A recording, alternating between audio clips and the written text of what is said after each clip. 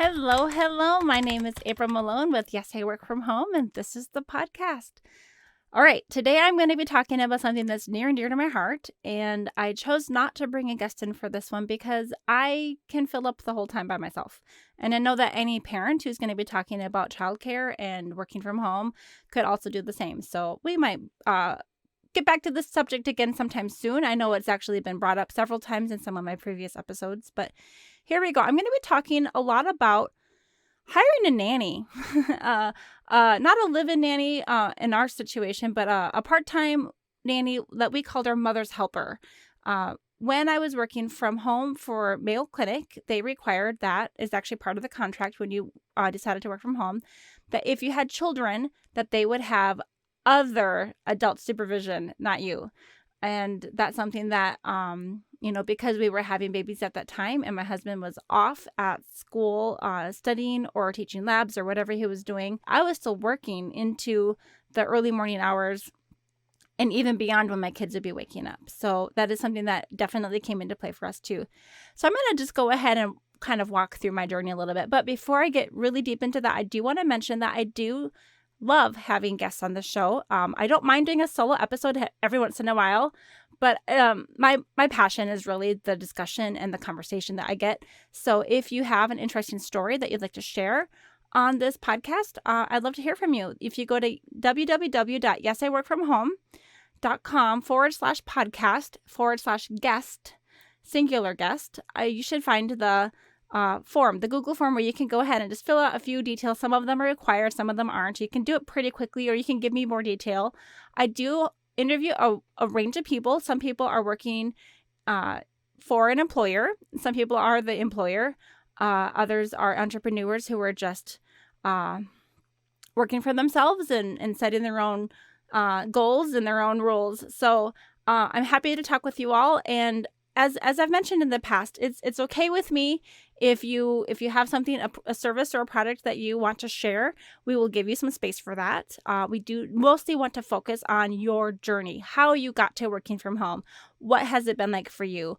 What has been helpful to you? What has been not harmful, but what has hindered you that other people can learn from? And, what tools have made it a little bit easier for you. That's the goal of this podcast. And I do love having people come in and chat. But today we're going to get going. So I know that this topic can kind of, well, first of all, bring up a few different emotions in people. When people talk about having a nanny, some people are like, ooh la la, oh, you must be, wealthy to be able to afford that.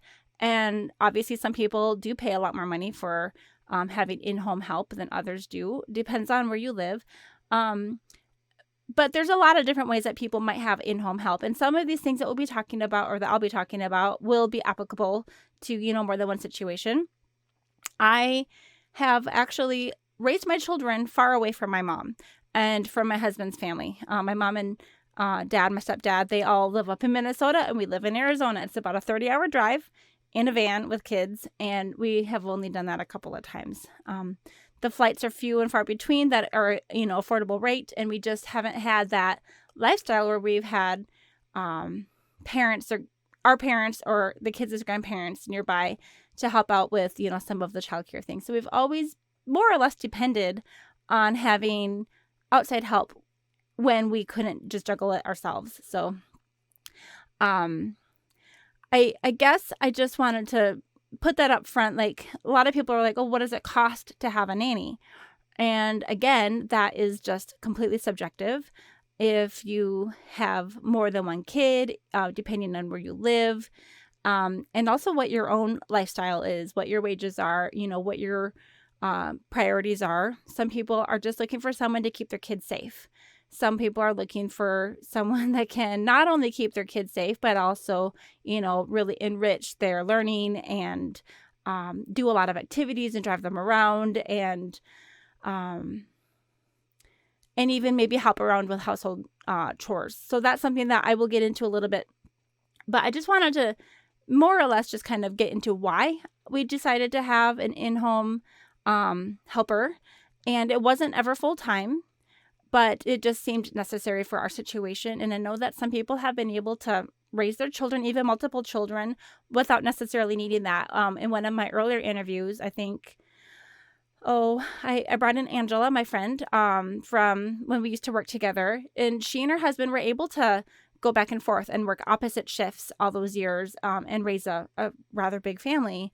My husband and I didn't always have the luxury of having totally opposite shifts. We've done that to some degree, but there was some overlap. So when I first started working overnights, I was single.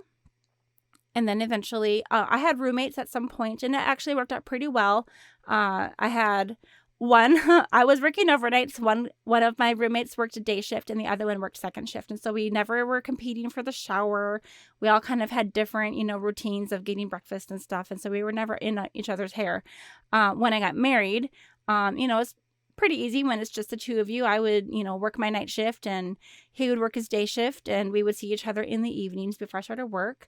When we had kids, it got a little bit more complicated, and we did the first 6 months of my daughter's life without really having a regular babysitter. I think we maybe had help a couple of times, maybe from a local friend, but more or less it was just the two of us. And so we had this funny, I don't know if anyone else has ever done this, but we actually had a funny schedule for our daughter as a newborn.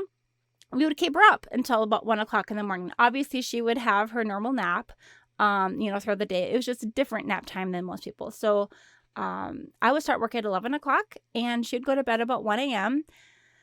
And, of course, I would take my lunch break and I would nurse her a few times. That was one of the, big perks of working from home, is not having to pump, which I really appreciated. But again, it's not for everyone. Eventually, I would be able to sleep in the morning. I'd get off my shift around, depending on what time of my life it was, like 7 a.m. or 9 a.m., depending when we're talking. But she would sleep with me for several hours into maybe about 11 a.m. And that was a weird schedule, I know, but that's what we did so I could have even just a few minutes of sleep to rub together. And, my husband would basically just kind of keep her up with her while he's watching a show and bounce her around a little bit. And so she just had a different sleep schedule than most. I mean, not that it was, does any newborn have actually a consistent sleep schedule? That's what we aimed for. And I was pretty sleep deprived during those 6 months. But then again, I had been working nights for several years and already was sleep deprived. So it wasn't like a huge change for me. When we were getting ready to move to Illinois for my husband to continue his graduate studies, that's when I realized, okay, my daughter's 6 months old. She's going to be a lot more mobile and awake. Newborns sleep more than 6 months old babies do. 6-month-old babies do. And I started to think I'm going to need help, because now we're going to be moving to a city where we don't have any friends or any family. When we lived in Springfield, Missouri, we had a pretty good community of friends. Most of our friends were, at that time, single or newly married or without children. So a lot of people were working. But I had a good connection there. A lot of people that we just knew. When we moved to Illinois, we knew literally zero people. And so I was like, wow, what am I going to do? And I want to find someone reliable. And I don't, it's a smaller town. So I don't think that they have like a nanny agency or anything. Just making that choice of, am I going to need to get, daycare or someone to come in the home? And we decided let's just see what we can find. So one of the reasons that we did aim for having someone come into our home is because of my weird sleep schedule. I had learned that if I were to even open the front door and just see the sunshine for a moment, like to take the garbage out to the curb, I would ruin my sleep for the rest of the day. I need to sleep right now for about 5 hours, and I would have that sunlight just hit my eyeballs and I would be done for. And so then I would end up, just not being able to rest. I think before I had my baby, I would even take like Tylenol PM sometimes, but as soon as I was, pregnant and nursing, that stopped. And knowing better, I've learned a few other hacks to regulate your sleep schedule even when you're on a off schedule. But one of the things is I had to be very careful to not let that sunlight hit my eyes until I had gotten my hours of sleep. And, you can shut the shades, you can wear an eye mask, you can have room darkening curtains and everything. But really, that was the thing. And so I knew that if I were to get off my shift and need to bring my kid to a babysitter or bring my kid to a childcare center or daycare or whatever, that would just screw me up and I wouldn't be able to sleep. And so we wanted to have someone that could come into the home early and, just basically be there when the baby woke up and take her out. Because I was, she would still be sleeping in our room with us. And we just wanted someone that could take her to me if they needed to nurse and then take her out and just be around. So I reached out to the local homeschool community. I mentioned this a few times in the past. I was actually homeschooled for several years. When I was, I think, 5th grade through 11th grade, I was homeschooled. And I had a nanny job during those years. I think probably from the time I was about 15 to 17, I think I helped a family for a couple of years. Don't really remember exactly when it started and stopped. But the gal was a nurse, and she was working about 2 days a week, full long days, like 12-hour shifts. And so I would be with the kids when they wake up at 7, and I'd put them to bed around 7, right around the time that the mom was coming home. So the dad was working he kind of had he had 2 jobs. He was working in the mornings doing some sort of lawn care type work. He had a truck that he'd drive around and go out and do jobs. And sometimes he'd come home in between jobs and come home and get lunch. And then he'd go out and sometimes he'd be home like mowing the lawn or doing a few things around the, property. But for the most part, he was kind of in and out, mostly out. And then the mom would be gone all day, just those 2 days a week. So I was waking the kids up and feeding them all of their meals. And then sometimes the dad would come in at lunch. But for the most part, I did everything. My mom had talked with me when I was starting to babysit. I started babysitting around the age of 10, and I look at my own 10-year-old daughter, and I'm like, wow, I can't believe anyone trusted me with their kids. But they were neighbors, and my mom was nearby, and, that was the 80s, I guess, and maybe it was the early 90s. So my neighbors hired me, and I was able to just walk 3/4 of a mile down the road and get to their house. Then they had a car I could drive when I was 16. I would drive them to the swimming pool and to the library and everything. And then, wow, that little boy, he was just the most gorgeous little kid. I think he was 3 months when I started helping them. And he took the best naps. Like, he would sleep for hours. Like literally like a 2 or 3 hour nap, like more than once a day. It was pretty amazing. And then the 3-year-old daughter, she was pretty sweet and would let me sit and just read stacks of books to her. And she always would like rub my ear when she took her nap. So I could even get both kids down for a nap a lot of days. And my mom had taught me when I started babysitting, hey, if you ever have downtime, if the kids are asleep or if they're, preoccupied or something like that, you should be helping out around the house. And that's how she had been taught by her mom. And she's like, my mom told me I needed to be like ironing their laundry and scrubbing floors and everything. And that's the kind of work ethic that I was raised with. And that's what I would do for this family as well. So I'd clean their house like once a week, mopping and sweeping and all of the things. I think I was even doing like toilets and stuff. I was unloading the dishwasher and reloading it and stuff. I probably had no idea what I was doing because we didn't grow up with a dishwasher, but I did my best. So I did have some extra downtime and I could read a book and I could do some of my studies, but that's just because I kid napped so freaking well. So when I was thinking about how am I going to find a good quality babysitter who isn't going to be too expensive, maybe I need to find someone who's experienced with younger siblings. And a lot of the homeschool families are known for having, not all of them, obviously, but, if you're going to have a large family, it's probably going to be a homeschool family. So I reached out to the homeschool community and I'm like, hey, I'm not currently homeschooling, but, I've got 2 little kids and just was hoping to find a nanny that would be like what I was when I was a nanny back then. Someone who had experience and maybe who is old enough to drive, who is a little bit more flexible in the mornings than maybe someone who's in high school or in college. So sure enough, I got a name and a gal emailed me a couple of days later, basically with her application, explaining her situation and said, hey, I am one of, and I think it was nine kids, and I think she was like the second oldest, and she had 7 younger siblings. And yeah, I can drive this like 15 passenger van or whatever it was. And she sounded like super great fit. And in honesty, she stayed with us for a few years and is still a friend. So I love it when you can have that connection that really does, stand the test of time. So this gal ended up being there when we moved in, when we rolled in with our U-Haul truck. She was there with her 7 younger brothers and helped us unload and was there for us when our second child was born. And I think she even came to the house to be there when I went into the hospital and was there with the baby while I was giving birth to the other baby. So there are lots of things that you have to consider when you're hiring a nanny, and finding someone that is going to be a good fit your family has a lot of things that goes to it, and it depends on your personality and your family structure and your all of the things about your situation. So when that nanny eventually, she was in college and she was juggling lots of different things, and after a couple of years she's like, hey, I just can't do it all. You're going to have to find someone else at this point. We started our first official hunt for a nanny, not through the homeschool community. I ended up choosing to go through care.com.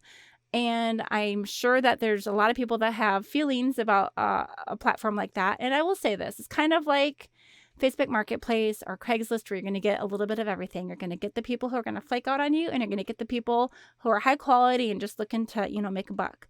So care.com ended up being a pretty good tool for us, and we just learned a few tricks along the way about how to utilize it a little bit better. So the first time I put out a request to find a new nanny, I ended up interviewing 11 people in one day. It was exhausting, to say the least. So I learned a few things from that experience, and I'm actually going to share a little bit about what that was like and what I learned for next time, in case anyone is in a similar situation. Now, I understand there are a lot of people that can go ahead and hire through an agency, or who choose to go ahead and go through like a daycare center or a local family member coming in or going there or something like that. I understand there's lots and lots of different opportunities, and I'm just going to share my story and how we ended up where we are. So one of the things that we did is, when we advertised for having someone come to our home, we advertised it as a part-time nanny / mother's helper. And I wanted to kind of emphasize that I would be home, and I would be possibly in and out a little bit at times. I would be home, I would be sleeping, I would be available in the case of an emergency. But for the most part, protecting my sleep time was important. Another thing I wanted to emphasize was that we were hoping that we could find someone who would be with our children, keeping them safe, but also doing some of the things in the home that I would be doing if I was awake. And obviously, when you hire someone, there's different pay scales. If they're just going to keep your kids safe, you might pay them, a babysitter rate. If they are a highly skilled nanny, like I was mentioning earlier, you've got the career nannies who have gone through nanny training. That is a thing, and who are, a different kind of caliber. And then you've got the people in between. So I was not looking to hire a maid. I definitely didn't expect someone to get down and scrub my floors in the same way that I had done for the other lady in the past. We couldn't pay someone enough to really ask for that.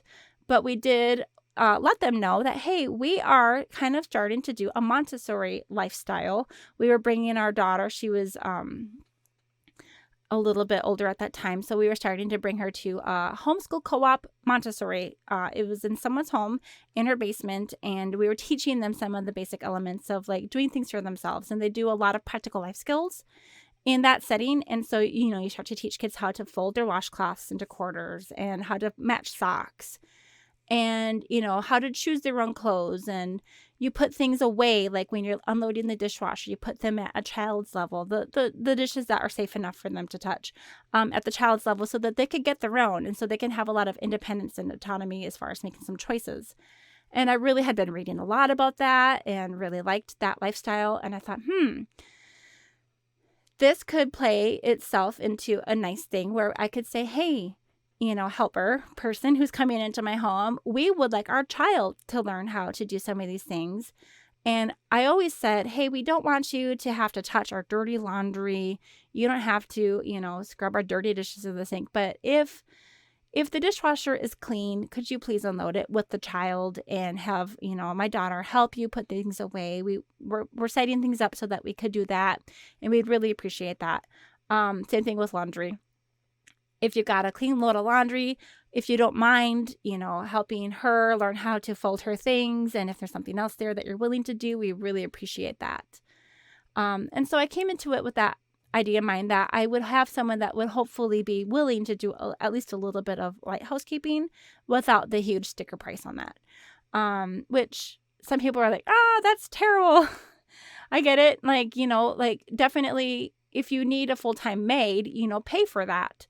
But if I'm going to be just watching my child or having someone watch my child, and I know that they're going to be sitting in the high chair for 20 minutes eating their snack, I'm hoping that if that kid, spills all over the floor, that person would be willing to take out a mop and clean it up. And we always emphasize, please just help them learn how to clean up after themselves. And if you don't mind helping clean up after their own messes and, helping the children put away their clothes kind of thing. Well, the first time we brought in these 11 people to interview, it was all in one day. And I think we booked them out half hour, 45 minutes apart. And it was a lot of people. And we learned a lot that day, a lot. I never want to do 11 interviews in a day again. That's exhausting. It's emotionally exhausting. I will say that. It's a big deal to have people come into your home. And, you are assessing them. Is this going to be a person that I can feel will keep my child safe? Someone that I would want to have in my home while I'm sleeping. And then they're also kind of checking you out. They're looking around and be like, is this the kind of position I would want to take? And I'm very aware, I am not the best housekeeper. And, so sometimes there's clutter and I've got books and there's just stuff. And I had in that house that we were in back in Illinois, we had a very long living room that I had to partition off part of it to be my office. And so I basically took bookshelves and made an L shape, and my office was back behind there. So it was just kind of cramped because we were just doing the best we could with a 2-bedroom house, needing, and having 2 babies at this point and needing to have a home office and such. And I was also starting a home business, selling some products on the internet. So I was, having inventory and shipping materials and everything. So I think, I don't know. I think we all are always a little bit aware of how people might think about us, when they're coming into our home. And we had a cat and, you're just always worried that you might say the wrong thing. And then one of the ladies was like, well, I want to interview, but my sister wants to interview as well, because then we could tag team. But my sister is deathly allergic to peanuts. And I was like, oh, we would love to have her, but we have used a lot of peanuts in our home. We have, peanut oil that we have, seasoned all of our cast iron cookware with. And my daughter, she just smears peanut butter everywhere. So I just am worried that would be a dangerous situation for her. I don't know if we could ever clean up clean enough to be safe for your sister. And so I felt bad about that. At the very end of the day, so it was just one after another person coming in. And what I learned really quickly is that a lot of people didn't read. They didn't read the description. They didn't realize that they were interviewing for a part-time position. I really only needed someone to come into my home for about 4 hours in the morning. And it was only going to be 3 to 4 days a week because I was working on the weekends as well. So I only needed someone to come in on Wednesday, Thursday, Friday mornings, and sometimes on Tuesdays. And so it was kind of an erratic schedule. And I had laid it out very clearly, I thought, on that care.com description page. And wow, I guess people just saw an opportunity and they just applied, and they just applied blindly without even reading. And if you know me, I'm kind of a wordy person. I probably put everything in. And maybe that just some people gloss over it. Their eyes just kind of glass over. They're like, but they see the wages or whatever. And they're like, yeah, I want that. So I learned a lot that day, that, well, Well, basically what I came away with is I have got to do a better job of screening people before I bring them into my home. So at the end of that day, the very last person that I interviewed, one of the things that I had put as a description in our advertisement for that position was that we were looking for people who not only could keep our kids safe and read books and, could do some of these like little Montessori type things with their kids, but because of my schedule, I wasn't really able to bring my kids to like community ed type, enrichment type things. I wasn't able to put my kids into dance or gymnastics just because of my crazy sleep schedule and erratic work schedule. So I was like, hey, and if you have any other skills that you have learned, that you would be able to share with my children, if you're into art or music or another language or, dance or gymnastics or anything, please let me know, because we would love to, keep that in mind as we're making our choice. So this one gal who was the last person interviewed that day, she's like, yeah, I'm a dancer. Dun, dun, dun. So, of course, I asked her, what kind of dancer? What kind of dance do you like to do? Would you be able to teach my daughter? And yeah, it was pole dancing. So we didn't hire her for other reasons. That we ended up hiring a gal who was just a neighbor down the street, which was convenient. She was like four houses down, and she was very, very artistic and did some amazing art projects with our kids. Just loved it. So I'd wake up and there'd be like amazing art. And like when it was our birthday, like my birthday, amazing art on the walls and outside and everywhere. But I probably will say this a lot of times, but all good things must come to an end. And, it's like, I guess when you're hiring someone who's in that stage of life, the late high school years and the early college years, there's always going to be a transition. And we worked really hard, especially with that first nanny who stayed with us for 2 years. When she started college, her schedule would change and my husband's schedule would change. And so we were always having to figure out, who is going to wake up with the kids and what time do they need to come? And if that person has a morning class, how am I going to make it work? And am I going to stay awake and then go to sleep? And actually at some point I switched my sleep schedule completely so that I was working in the evening or sleeping in the evenings before work. And so I would basically just stay up all day long and then not be able to sleep until my husband got home from school like at 7:00. So then I would try to sleep from like 7 to 11 and start work at 11. And it was, we really tried to make it work, because having that continuity of having this person who's really invested a lot of time and love into your children, you don't want to just keep flipping that and changing it. That's a really big transition for a kid to go through. Not only having the difference between having mom and dad take care of them on different days, but then bringing in this third person and then sometimes a fourth person. So we definitely always wanted to try to keep people as long as we could. But, this gal who we ended up hiring, eventually she moved away. She finished, I think she graduated or something, and she moved on. And actually, that was actually pretty good timing for our family, because she moved the day before my husband graduated with his degree there in Illinois.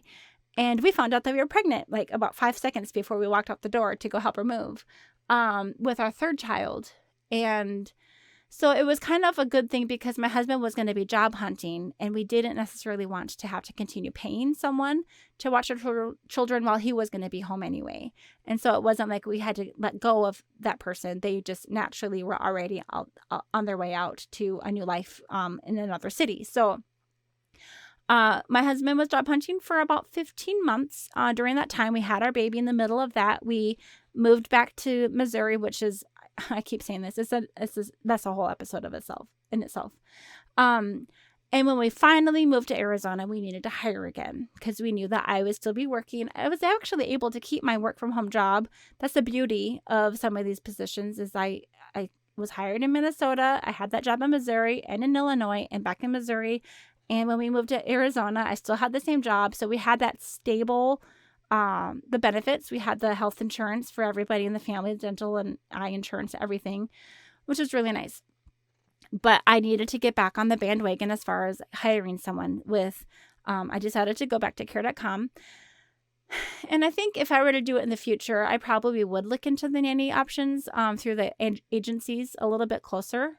I do think that there is something to be said for someone who's gone through nanny training versus someone who's just like, hey, I can be a babysitter. So the very first gal that we interviewed in Arizona basically met us when we came in with the truck, similar to what we had done that first time. But rather than her bringing along her 7 brothers, we had hired a couple of movers that would just basically unload our U-Haul. I had just, had a baby. She was 8 months old. We had 3 kids, and there was no way that with my back in the position that it was at this point, after having 3 kids, I was not going to be lifting all those boxes.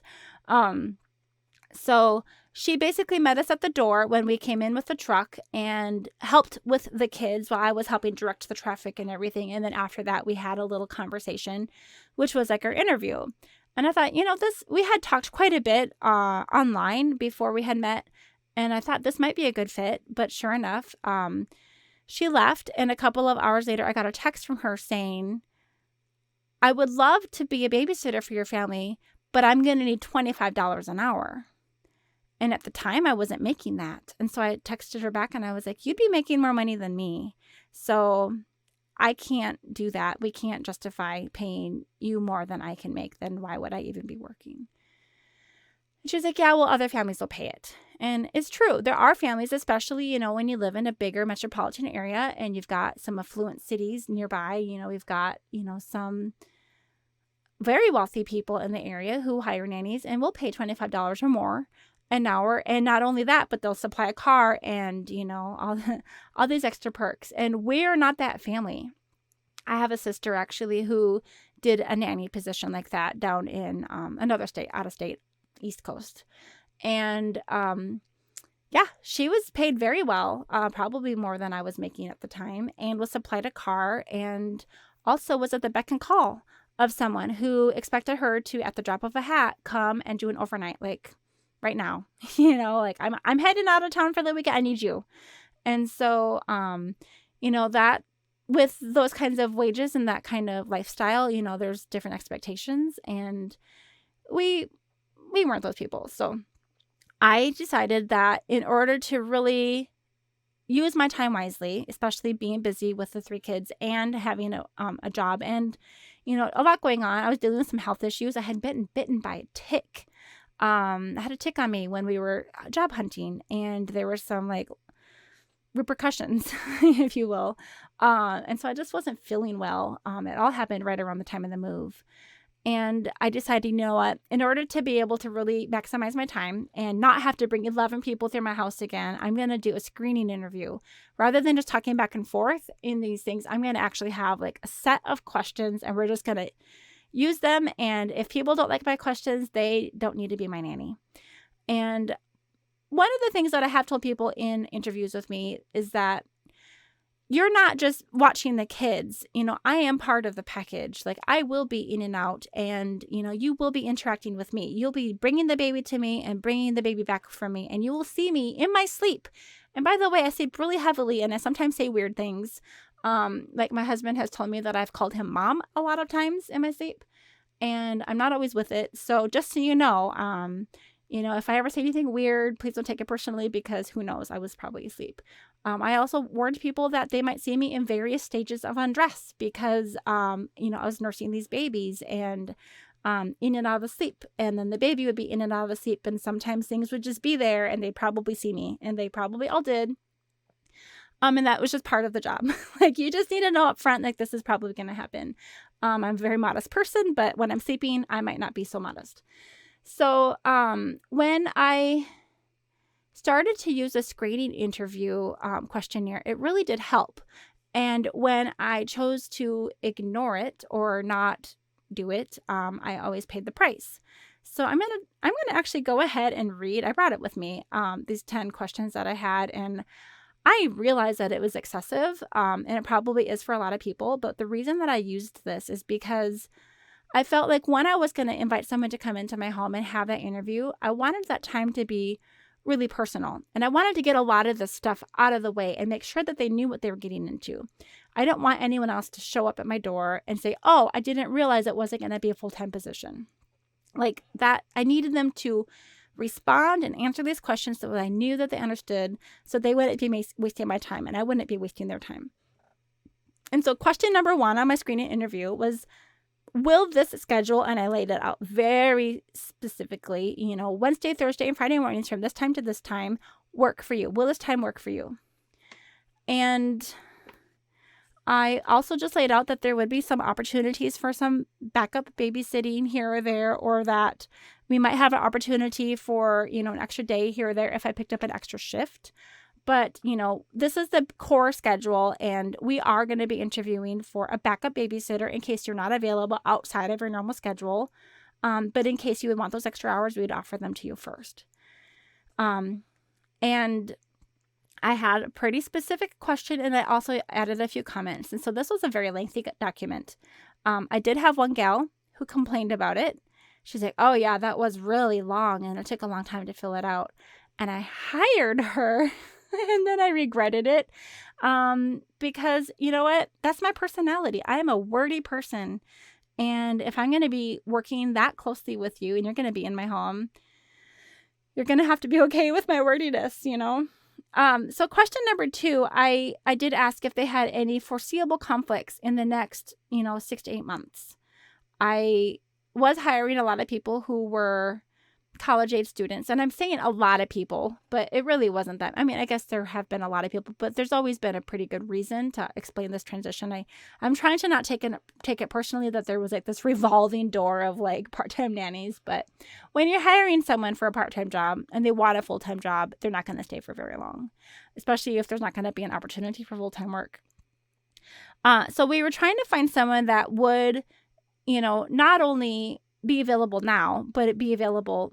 Are they planning on staying in the area for the next year?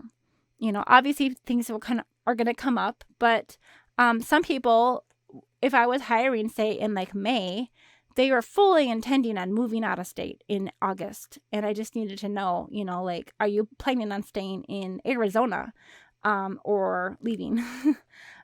Because there were a couple times that I did hire someone temporarily to get me through a pinch. But for the most part, we were always trying to find someone that was long term, because, like I said, it's a really big deal to put your kids through that. They form a relationship, and to just constantly have that person changing in the routines changing. I don't want to do that to my kids.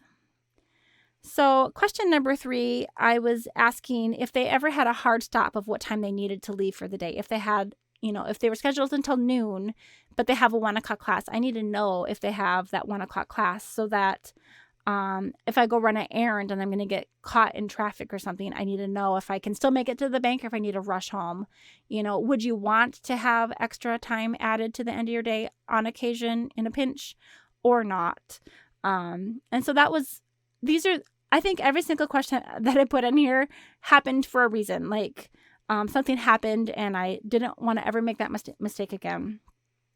And I explained a little bit about some of my erratic schedule when I was starting that online business where I was selling some physical products. I was, needed to run to the post office a lot and to the courthouse and yada yada. So I eventually, got to the point where I could baby wear both of my kids at the same time and like put one on front and one on back. But there were some times that it was convenient if the babysitter was able to hang out for the extra 30 minutes where I could go bounce around town for a few more minutes and get stuff done by myself. That was nice. Number 4, if you have your own transportation, is your vehicle also reliable enough and available for transporting our 3 kids to and from school drop-off? So the reason this question came up is because we started having quite a few people who were interviewing with us who also had their own children. And, bring your kid to work is, a very wonderful feature that, nanny can sometimes have. I think my own sister even possibly did that. I'm not sure. But at some point you can, sometimes they like it when you bring a playmate along, and other people are like, that's not going to really work out for us. What we ran into is that we had a 5-passenger car and we needed to transport our kids to school. And if they brought their own kid along, there was not enough space. There wasn't enough room in either car. If they brought their own car, if they were going to use our car, no matter how you did it, there weren't enough back seats for all of these car seats in our little Toyota Corolla. And I felt terrible. Like this one lady we had is just the best ever, but she had her son, and we couldn't have her bring him most of the time if she was going to have to transport our kids to school. If it was a day that it wasn't a school day, like a holiday or spring break or summer or something, of course she could bring him. But I think she had a family member a lot of times who was able to help out with that baby when she came for those few hours. So I did have to ask about the reliable vehicle, but it also came up with the car seats. That ended up being an issue with several people. And I love the idea of having someone who wants to have their own child come with them to work, but you have to remember that also brings up another issue. If their child gets sick or hurt or something comes up or whatever, if their kid has a half day of school, they might not be as reliable for you for when you need them to be reliable as far as coming on time or something. And so that's when a backup comes into play. In the area that we live in right now in Arizona, something sprung up a few years ago that I did utilize a few times right away. It was called, Busy Bee Babysitting, I think.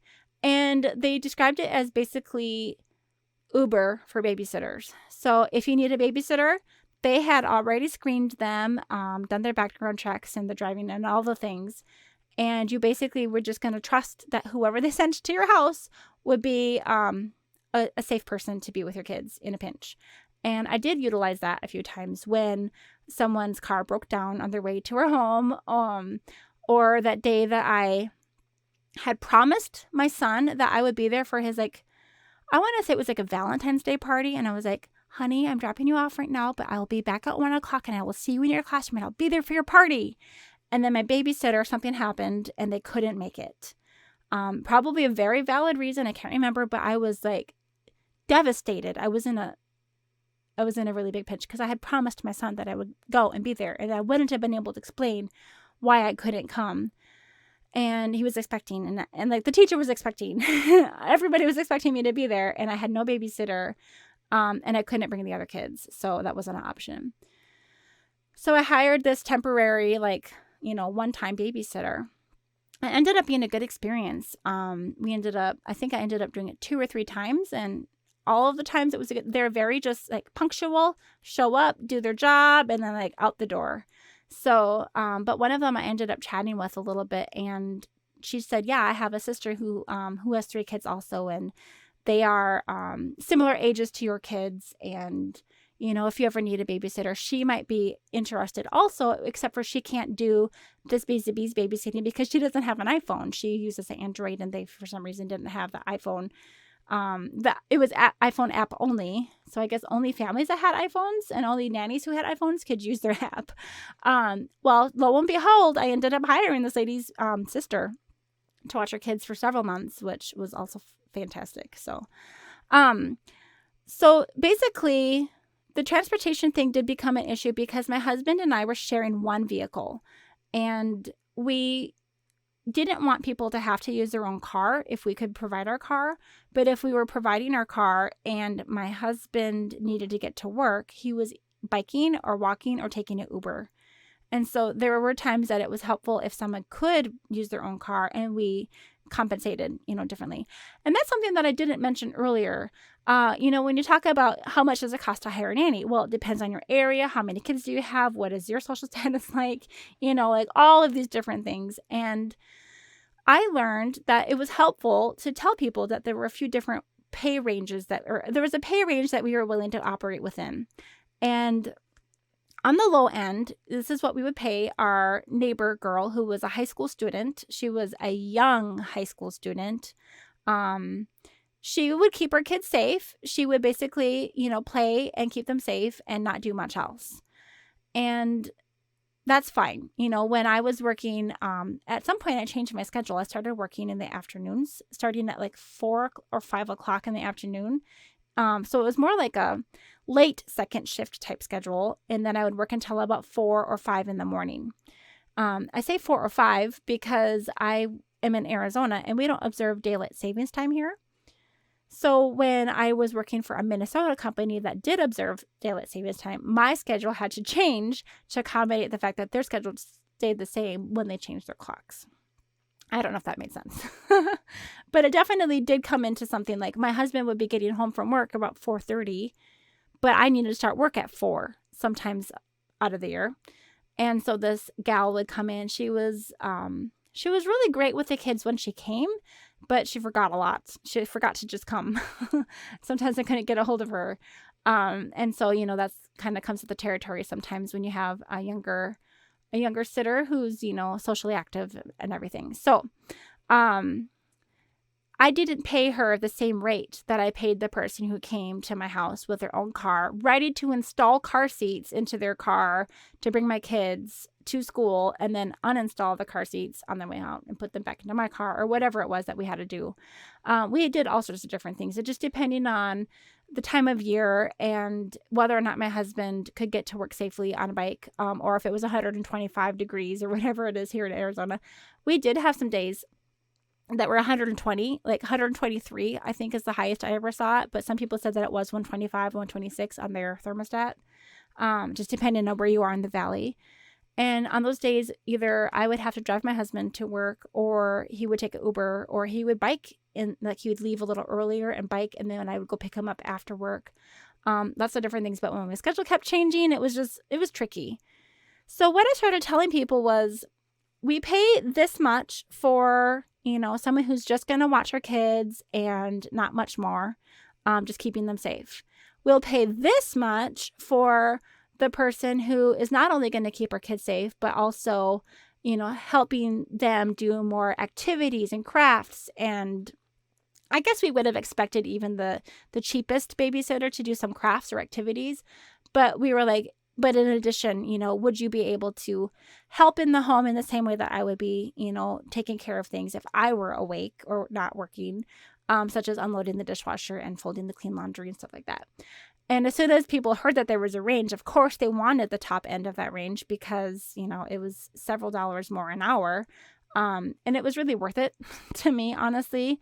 To have someone help fold those loads of laundry and, sweep the floors. I don't think that we ever really asked people to mop, or anything that was really intense.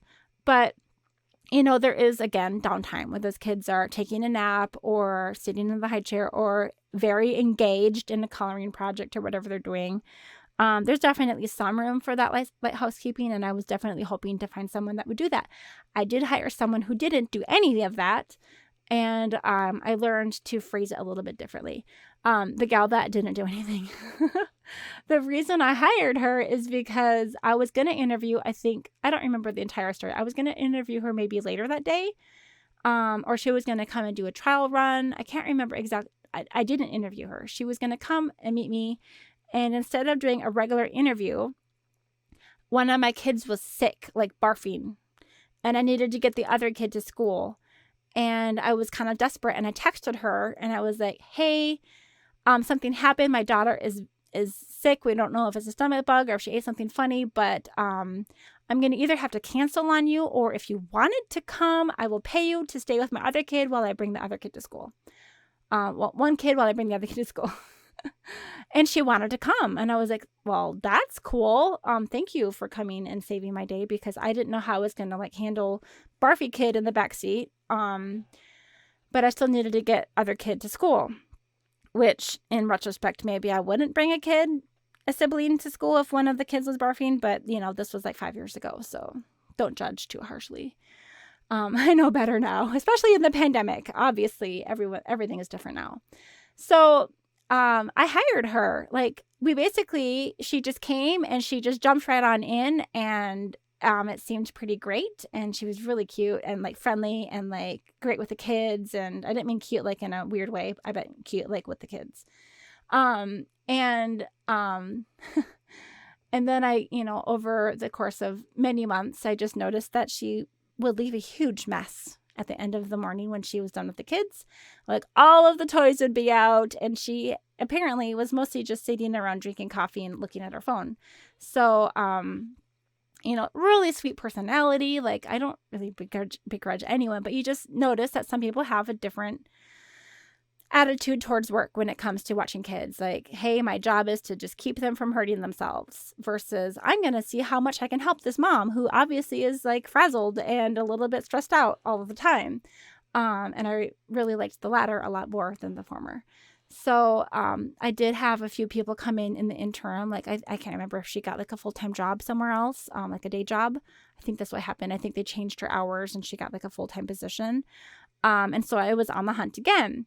And at one point I ended up with just this gem of a lady, a little older than most of the people that I had hired in the past. And I had never really thought of hiring like a grandma aged person, because I just always thought maybe like the younger kids would be cheaper.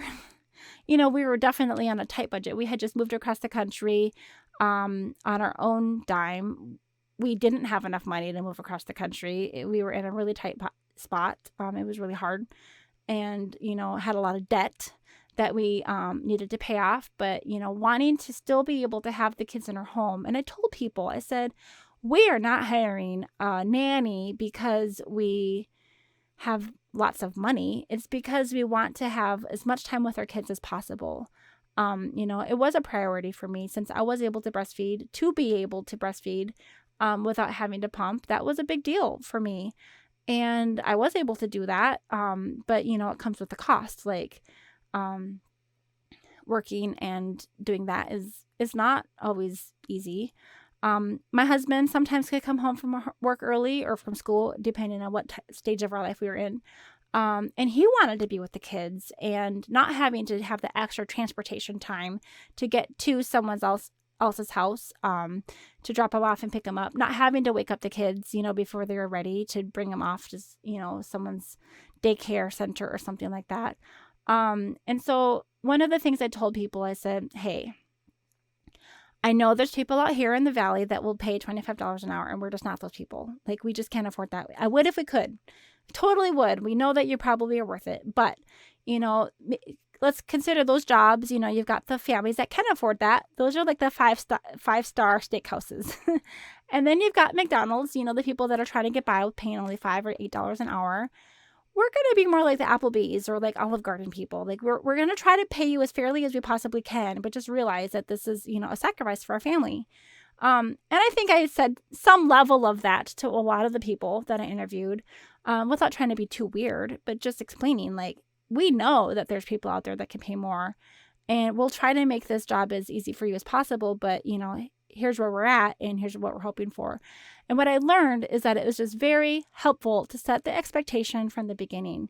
If I didn't tell someone at the very beginning, like the gal who drank a lot of coffee and looked at her phone all day, I probably never told her that we were hoping that she would help my daughter learn how to fold her laundry and put away the dishes. Probably just never even came up. And that's the sort of thing that is just a little bit too late to mention a few weeks down the road. She had already established her routine. And it's hard to kind of pull back and say, hey, we want you to do more for the same amount of money that you're making. It's not going to happen. So it's very helpful to just set the standard and let them know, and just to be transparent and as friendly as you can. But this is what we're looking for. And if that's not your fit, that's fine. We'll keep looking. Another thing I did is that I would have them do, like I mentioned with the gal that came that day unexpectedly in the morning with my barfy kid, we would do a trial run. So I would always say, hey, we're interviewing for a main person to do this, part-time gig, but we're also always looking for backups, like for date nights, or if something ever comes up and if they're sick, we're just looking to see who's available. And we're hiring more than one position right now. And so I would usually have them come like the next day after their interview, if they're available, to do what we called a paid trial run. And we would get the kids ready together. I would wake up with them in the morning, or I would already be awake, I guess. I'd get up with them and show them how we got the kids ready, where everything was. I'd get into the car with them. I'd have them drive my car, or their car, I guess, depending on the situation, to our school. We would do the whole driveline experience, either in real life or even a dry run if school wasn't in session when we were doing this interview, sometimes in the afternoon or on the weekend. But we would just do everything together so that they wouldn't, be confused about which way to pull into the school or something like that.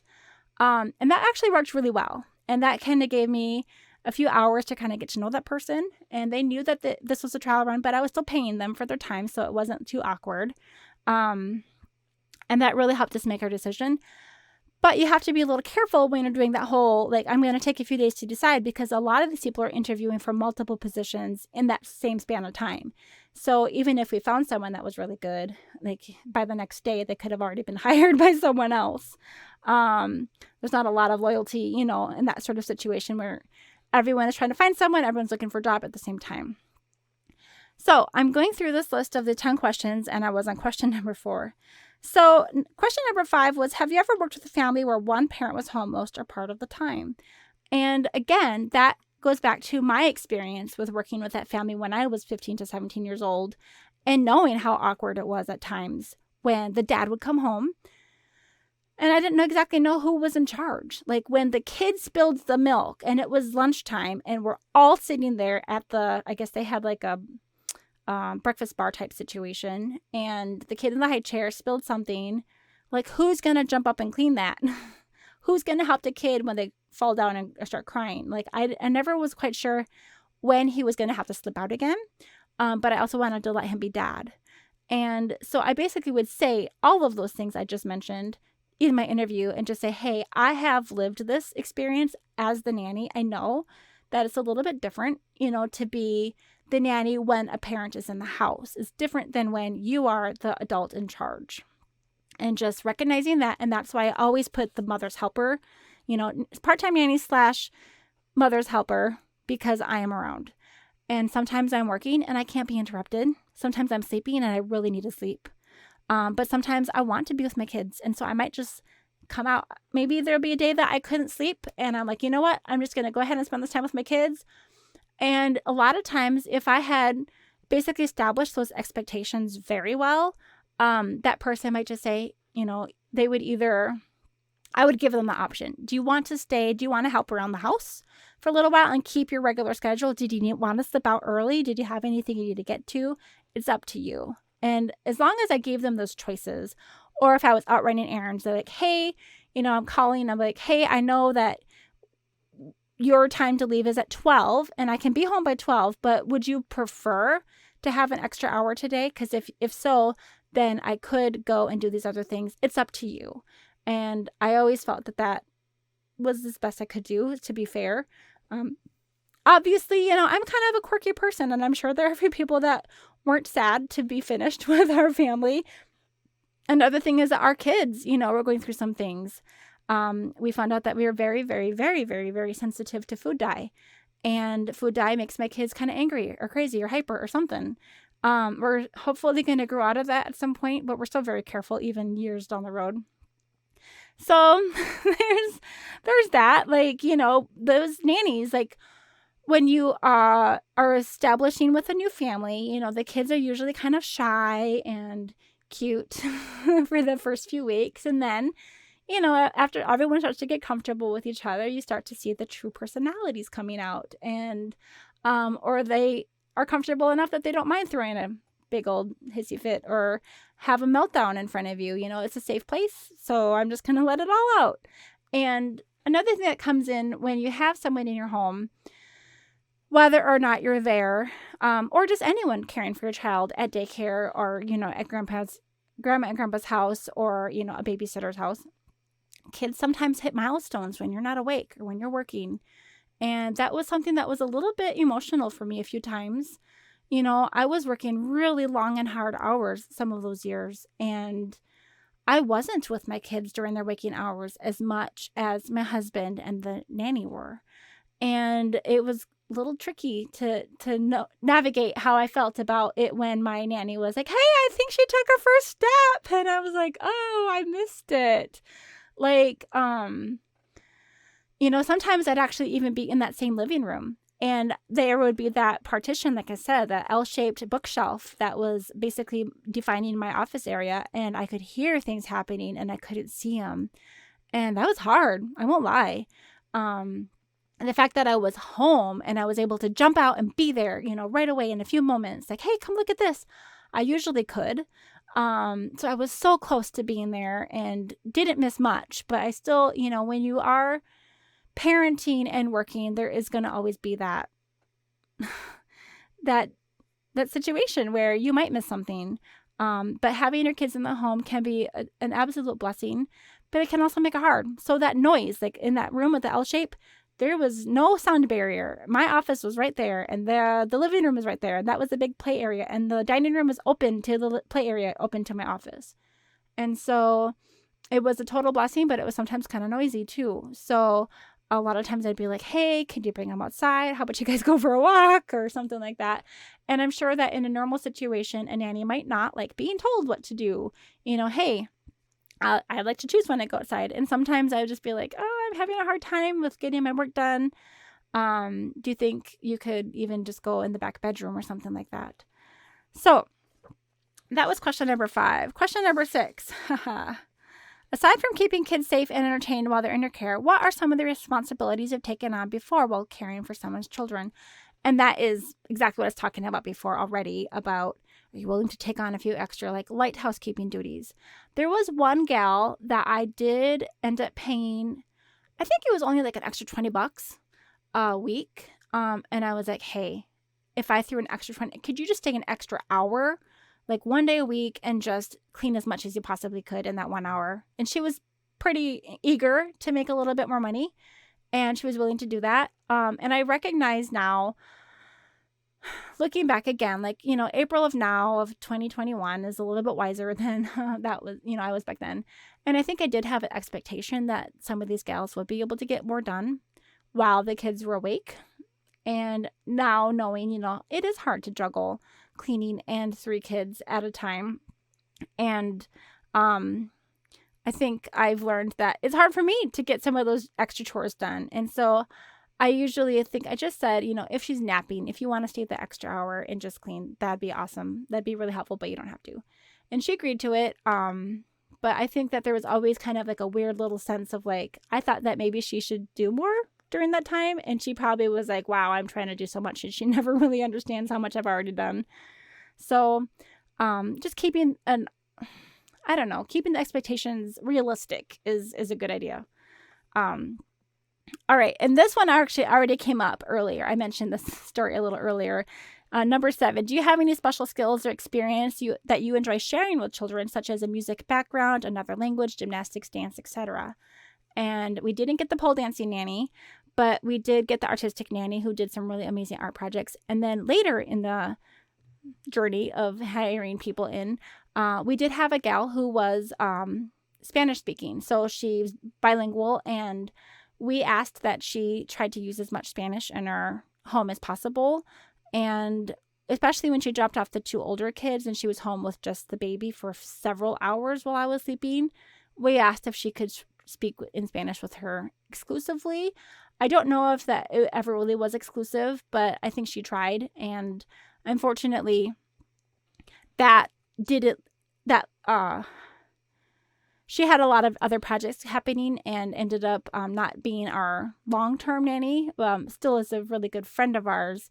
I wish that my daughter would have become bilingual at the ripe age of 2, but it didn't really happen.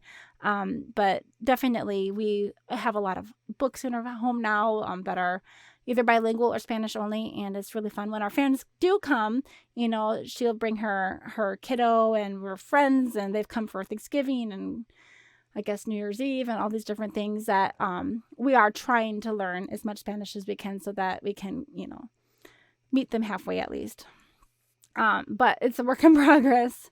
Number 8, do you have any set hourly rates? Oh, yeah. So I mentioned the gal who said later that she wanted $25 an hour after I had already told her what our pay range was. And that definitely did become an issue. Some people would interview and not tell me that they still needed more than what I was able to pay. Like they could see what we were going to pay. Writingcare.com, like it's laid out, and I had even laid it out in this interview questions, but they still show up to an interview wanting more. And so I found that it was helpful to add that question into the screening interview so that we could discuss that pay range even before they came in my front door. Oh, here's another huge one. As a household employee, will you be comfortable receiving a weekly check with Social Security and Medicare calculated and nanny taxes reported at the end of the year? You would not believe how many people do not want to work for you if they know that you're going to be having to take taxes out or report to the IRS.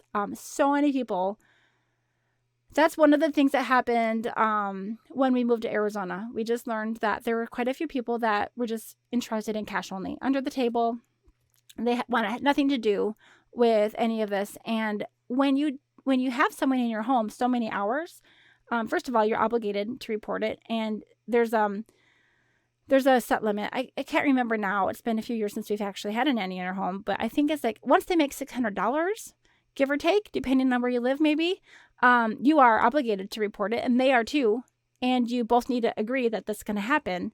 And one of the things I learned with care.com is, well, I would usually pay them for 1 month for their service. So basically what you do is kind of like posting an ad on, say, Facebook Marketplace or something like that, but they're going to be promoting it to the nannies as a job, and then you're searching for nannies that you want to try to message. But you have to pay for the privilege of being able to actually communicate real messages. Otherwise, I think all they can do is push a button and apply, which I'm assuming is what happened with a lot of those people that showed up at my house that first time, the 11 people who didn't seem to know what was happening. I'm assuming that they maybe just didn't get the opportunity to really have a conversation with me. I don't know exactly what happened there, but I learned that it was very helpful to just say that up front, that we are expecting that we will pay you more than $600 in the year. So we are expecting that we will need to be reporting to be, upstanding citizens. One of the early people that we had hired was had a relative who was in law. And, that we all learned really quickly what it meant to be a household employer. And there's W-2 forms and all of the stuff. It's very official. You have to, do EIN numbers and all that sort of thing. And it's a thing. So if you use care.com, for instance, you can have them do some of that paperwork for you. There are calculators out there that I think you usually have to pay for to figure it all out, or you can go to websites that will kind of calculate it for you. But it's a pain in the neck, I won't lie, especially when you're not writing a check out for even round, $100 or something like that. You're having to say, well, I would pay you $100, but I have to take out this and that and the other thing. And when I'm just waking up from sleeping, very groggy after just a short 4 hours of sleep, I'm still half in and out of sleep. I think I messed up so many checks. I'd have to void after void because I kept writing the wrong numbers in my sleep. So, that's an important question to ask if you are expecting that you'll be paying anyone more than $600. And I think that's even a thing. You might have to check if you're hiring a family member. You might have to check on that for your area, because I think unless you're paying your own child, I think that there are rules about, reporting taxes even with family members. So like your mom or dad or something like that. All right. That was a basic Big 10 questions. And then I always just asked if they had any other questions or any other things that they'd want to let us know about. And that's where that peanut allergy type thing would come up, which I still feel bad. I still feel bad that that girl didn't even feel safe coming into our home to interview, but I felt that it would be a dangerous situation for her. So, so that's my story. That was our own experience. I have a sister who lives about a quarter mile away from my mom, up in Minnesota, and my mom has been able to provide childcare for my nephews for several years, through their baby and preschool years, on a part-time basis or a couple of days a week. And my kids have never experienced that. So, if you have a family member that you're close to, that you feel comfortable having in your home all the time, I know that can be a little sticky for some families, personal dynamics and personalities.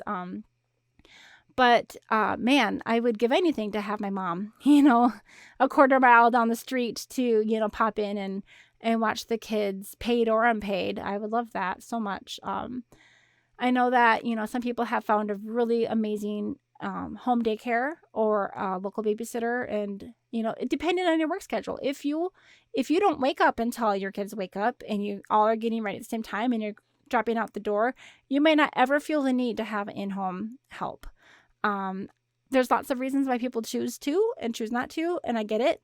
If you want to talk about these options with me, I'm happy to have a conversation about it. I feel like I kind of let it all out. I'm trying to think if I missed any big stories, but I got the big ones in there, I think. Yeah, it can be a little bit uncomfortable at times to have someone in your home, to be in your personal space. Like, they're not just coming in your front door, but they're coming into your bedroom, or they're in your bathroom, or they're, using it. Oh, that's one thing. As a nanny, as someone who was in someone's home, it can be a little bit like awkward sometimes to feel like, well, I'm feeding the kids, but I need to eat too. And I remember kind of wondering, should I pour myself a bowl of cereal? Is that okay? And so whenever we had someone in our home, we'd always be like, hey, what's your favorite kind of cereal? What do you like to eat? We want to make sure we have a few things around the house for you.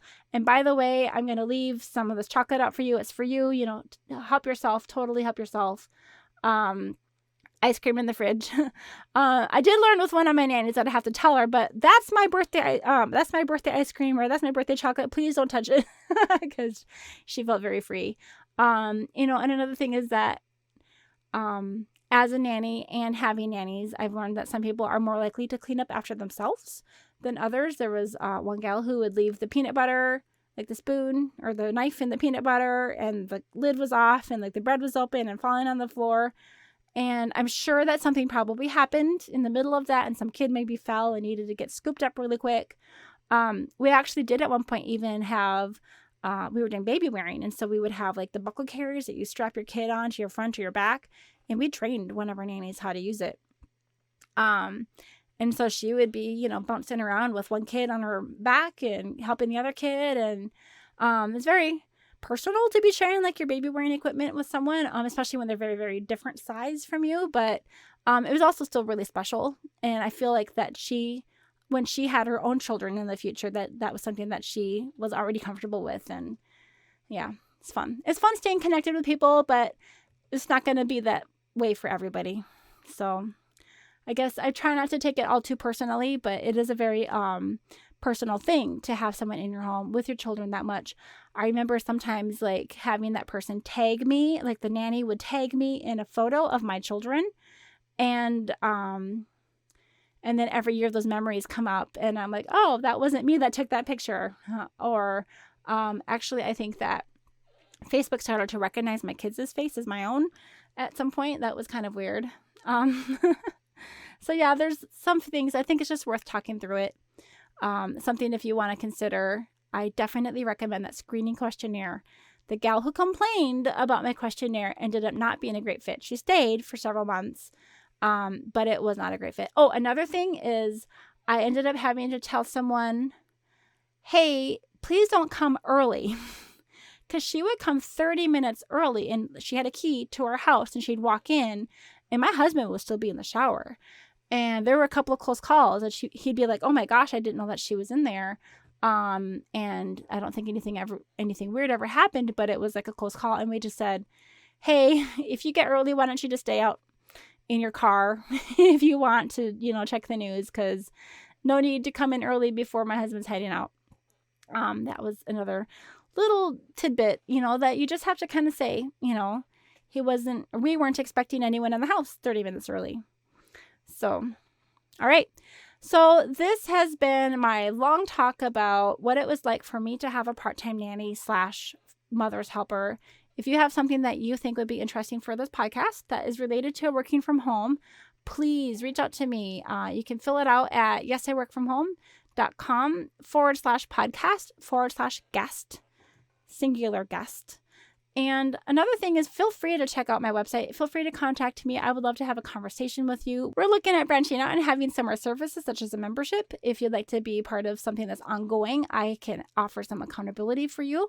That's something that is near and dear to my heart, is finding ways to stay on task, stay productive, and stay in touch with someone. And I've learned through some different efforts of my own that having that personal contact, a real human being on the other side, is what's going to really keep me accountable. So if that's something that you might need in your work from home journey to keep you accountable and, productive and building that productivity, feel free to reach out to me, and I'd love to chat with you. All right, this has been April Malone with Yes, I Work From Home, and I'll see you next time. Bye-bye.